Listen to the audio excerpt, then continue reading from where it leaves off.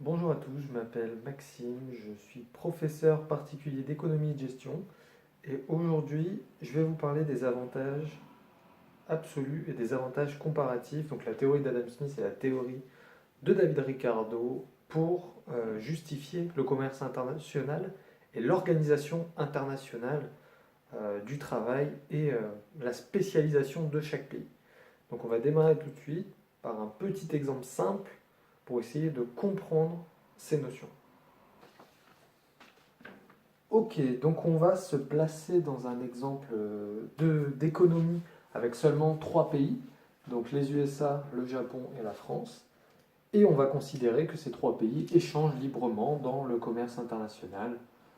Si vous êtes intéressé par les fondements du commerce international, je vous invite à aller voir mon autre vidéo sur le sujet.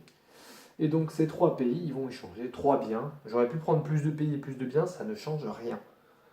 C'est juste pour simplifier. Et donc, pour chaque pays, il va y avoir un coût de production par bien. Et en fait, ce coût de production, il dépend tout simplement de l'effort à fournir pour produire ce bien. L'effort en termes de main-d'œuvre, en termes de ressources. Par exemple, je dis n'importe quoi, hein, si le riz est très abondant, parce qu'aux États-Unis, ils ont des terres qui sont très facilement cultivables, ben, l'effort sera moindre. Ou tout simplement parce que les Américains ont un savoir-faire plus adapté à l'agriculture, par exemple. Voilà, un petit peu les fondements. Le fait est que du coup, chaque pays va avoir un coût différent de production pour l'un des trois pays. C'est ces coûts de production et la comparaison entre les pays qui va permettre de savoir lequel est censé se spécialiser dans quel domaine en fait. Ok, donc les États-Unis, c'est l'exemple de l'avantage absolu dans tous les domaines. C'est-à-dire que les États-Unis dominent tout. Au niveau de l'avion, ils sont à 100, au niveau du riz, ils sont à 2, au niveau du vin, ils sont à 5. Donc ils ont un coût inférieur à tous les niveaux. Mais là où le coût est le plus marquant, c'est au niveau de l'avion. On voit que les écarts, il y a au moins 10 à gagner dans cet endroit-là. Par rapport aux autres, on est beaucoup moins haut. Et donc, du coup, les États-Unis, donc, dans notre cas, ils vont venir se spécialiser dans les avions. Et en fait, tout simplement, ce qui explique ça, c'est qu'ils ont un avantage absolu. J'ai bien dit avantage absolu, donc au sens d'Adam Smith, c'est-à-dire qu'ils sont les meilleurs pour produire ceci, et donc ils vont en produire, il y a uniquement eux qui vont en produire.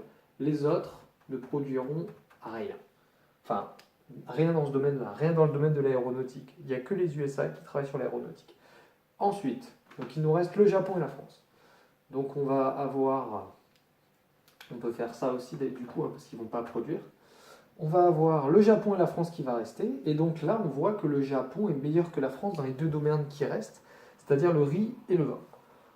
Donc comment on fait Déjà, on sait qu'il n'y a pas d'avantage absolu dans ce cas-là parce que les États-Unis étaient meilleurs qu'eux. Donc les États-Unis auraient pu se spécialiser. Ils n'ont pas d'avantage absolu.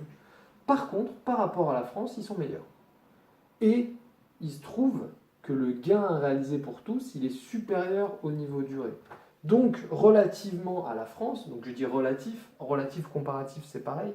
Et d'ailleurs, avantage comparatif, ça devrait s'appeler avantage relatif. Comparatif étant juste une traduction très littérale de l'anglais et peut-être pas la meilleure qu'on puisse trouver. Bref, donc le Japon a un avantage comparatif à se spécialiser dans le riz. Et donc, le Japon va se spécialiser dans la production de riz, va laisser au final à la France, dans ce cas-là, un seul choix qui est la production du vin. Mais une fois de plus, euh, la France, c'est aussi un avantage comparatif. C'est-à-dire qu'aujourd'hui, vu que les autres sont déjà spécialisés, la France, en comparaison de ses voisins, a un avantage à se spécialiser là-dedans. Donc au final, cette théorie, on peut la résumer très simplement par un comportement vis-à-vis de ses voisins dans un commerce international. Soit on domine l'ensemble de ses voisins et c'est un avantage absolu, soit on est plutôt amené à choisir un domaine en fonction de ce que font les voisins et en fonction de ce dont on dispose nous-mêmes. Voilà, je pense que c'est plus clair, j'espère. Si vous avez encore des questions, n'hésitez pas à me contacter directement, tout est dans la description de la vidéo. Et sinon, je vous invite à aller voir mon autre vidéo sur le commerce international si cette vidéo vous a plu. À bientôt et bon courage.